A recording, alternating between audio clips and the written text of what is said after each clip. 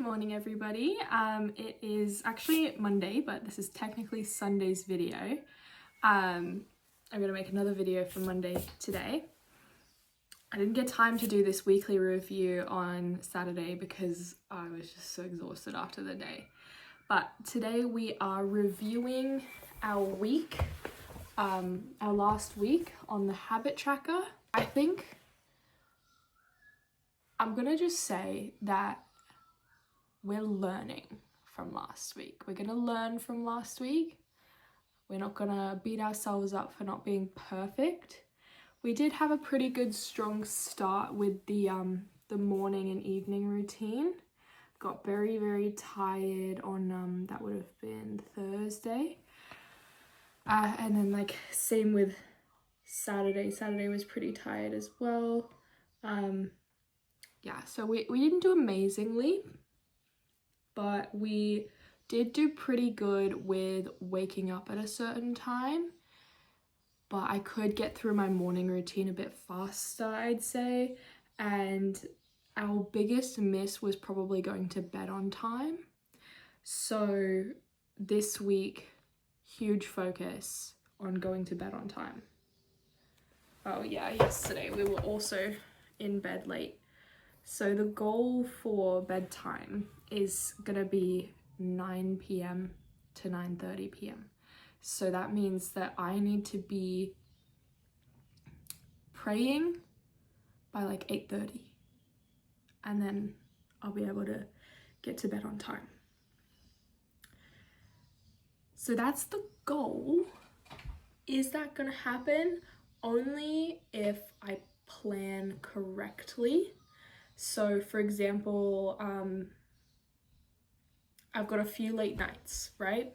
So Tuesday's gonna be a late night because of CAD and catechism. And Wednesday might also be a bit of a late night because there's, I'm gonna go to Divine Liturgy. And then Friday is gonna be another late night because I'm going to a Bible study. So before those late nights, I need to have already showered, have already tidied up all my chores and life admin, probably already closed my curtains, so that all I need to do when I get home is to put on my pajamas, brush my teeth, floss, pray and read scripture, pretty much. So already eaten dinner, already showered, already done the chores, already said goodnight to the guinea pigs and closed my curtains. That's the only way we're going to get to bed on time for all of those. That's the main focus. And then the other focus of the week is, I'm gonna really quickly tally up. So because Sunday's a day of rest, right? So this is usually the Sunday column. I've made this a total column for the work and responsibilities section. And I'm gonna put in the totals of everything that we did this week. So I'll be right back. Okay, so here's what we've got for our totals. So we did about 4.5 hours of study. We didn't get any job applications in, even though I did get one completed, but the job application had expired by the time I had completed it. So we're not gonna let that happen again. We did spend 1.5 hours writing that cover letter and everything. Just a long time. I need to make that quicker. We earned $120 from DoorDash with 5.5 hours of work. And then we did 4 hours of other work, not including YouTube videos. I didn't put the YouTube videos in there. Not yet. So what I'm gonna do now is, I think it's safe to say I didn't really accomplish all of my goals for last week. Okay, let's read out the last week's focus. So last week's focuses were to wake up between 6:30 and 7 a.m. I pretty much did that every day. There was one day that I was like, okay, I'm gonna let myself wake up naturally this day and I'm not gonna set my alarm. But I pretty much did that. Pray for 30 minutes a day. I pretty much did that every day. There might have been like 1 or 2 days where I didn't quite get to that 30-minute mark. 2 20-minute walks a day. We did really good in the beginning of the week, but then towards the end of the week, Thursday, Friday, Saturday and Sunday, we only did 1 walk a day, and 2 of those days it was not 20 minutes. So I gave myself a half point for that. We did get our 50 points for Workforce Australia. We did not earn $200 from DoorDash. We were a bit shy of that, and we definitely didn't do 15 hours of study. But what I'm going to do is, for my goals for this week, I'm going to be a little bit more reasonable with the praying. It doesn't have to be 30 minutes a day, because I don't really even know how to pray for that long at the moment. So I've got for prayer is to just pray morning and night. I think that's going to be a pretty sustainable goal, and it means that I won't be staying up really late trying to pray for 30 minutes or taking a lot of time in my morning routine to pray for 30 minutes. Don't need to do that. We're just going to pray morning and night and read our scripture, and that's it. Now, I've made the wake up between 6 and 7 a.m. Not necessarily because I need to wake up earlier, but I need to get out of bed earlier. So I have low blood pressure, so when I get out of bed, I actually need to sit in bed first. So my alarm goes off, I get up, I turn off my alarm, because I don't want my phone accessible in bed, so I have my phone on my desk, so I do have to get up. It's a bit annoying. I have to get up, turn off my alarm, and then I have to go back to bed, sit for a while. It usually maybe takes like 15 to 30 minutes for me to feel like okay to like get up. But I think that will improve if I have an alarm that I don't have to get up for, that I can use at my bedside table. But I don't want to do that with my phone, because then I'll scroll on my phone all morning and the whole day will be wasted, and I don't want that. So what I've done is I've just ordered a sunrise alarm from Amazon. It should be here on Thursday, if I'm not mistaken, hopefully. So we should be able to test it out for Friday, Saturday, and Sunday if I set the alarm on Sunday, but I'm not sure if I will. But the cool thing about the sunrise alarm is it's gonna wake me up slowly over a long period of time with the light. So the light's gonna go from like a deep orange, very warm orange, to like a warm white light over like an hour. Hello. Sorry, I can't hear you. I can hear you talking. Thank you. My grandma just brought me a chai. Ooh, it's yummy. It's very sweet.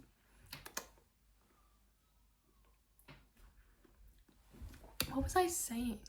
So the sunset alarm will wake me up over like 30 minutes to an hour, which will allow me to wake up over like a slower period of time, and it's not going to be like a sound that I have to stop. It's just going to be like a light. Just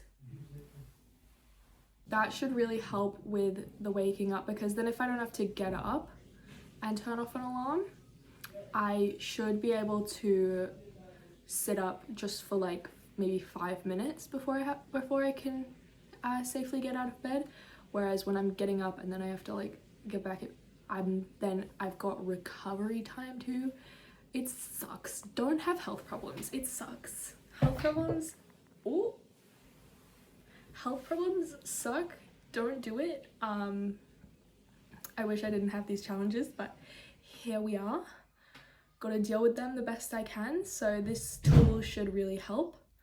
It also simulates sunset and has sleep sounds on it. So that is really exciting and will really help on my no phone days. Like I don't use my phone at all, like on a Sunday usually. So it should be really good to kind of, yeah. I'm really excited about it. I'm really excited. So that should really help. And then for our walks, so last week I was doing 2 20-minute walks a day, but because I went too hard at fifth stop and I agitated my leg again, I went on a walk this morning. I wanted to do 15 minutes. You know what I did? I did 5 minutes. I walked for about 2.5 minutes past like 6 houses maximum. And then I was like, oh no, my leg is getting angry. I have to go home. So the goal for the walks this week is 2 walks a day at a comfortable length, because while if we're resistance training, right, trying to build muscle, right, we have to get out of our comfort zone to get the fastest results. But when you're recovering from an injury, you have to stay in your comfort zone to get the fastest results. It's just angry at me because it's really tired. It got overused, really tired, and so now it gets angry because it hasn't had enough time to rest and recover. Kind of like a toddler, right? Like I have to treat my leg kind of like a toddler right now. And now the next goal is the study hours. So in our goals that we wrote the other day, we did have to do 2 8-hour days of study. I don't think that's gonna work this week because it's already halfway through Monday, the first study day, and we have not started studying at all. I'm not gonna be able to do 8 hours of study today. So what I've put instead is I've looked at what we did last week, which is 4.5 hours, and I'm like, can I double it? Can I do about 9 or 10 hours? I put 10 hours in there because it's a nice round number. But if we can do more than 9 hours, I think that's a huge win. So that is the goal for this week.